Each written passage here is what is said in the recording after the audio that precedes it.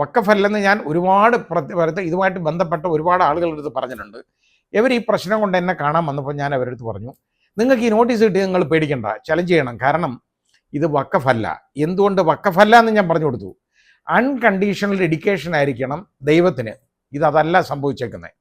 ഇത് ഫറൂഖ്. അപ്പം എല്ലാവരും പറയും അത് ദാനയാധാരമാണെന്ന്. അത് വിവരക്കേടാണ്. ദാനയാധാരം വഴി വക്കഫ് ക്രിയേറ്റ് ചെയ്യാൻ പറ്റുള്ളൂ. പക്ഷേ ആ ദാനം ദൈവത്തിൻ്റെ പേരിലുള്ള ദാനമായിരിക്കണം. ദൈവത്തിന് കൊടുക്കുക എന്ന് പറഞ്ഞത് ആ ദൈവീകമായ പ്രവൃത്തികൾക്ക് വേണ്ടി കൊടുക്കുന്ന ദാനമാണ് വക്കഫ്. അതാണ് സംഭവം.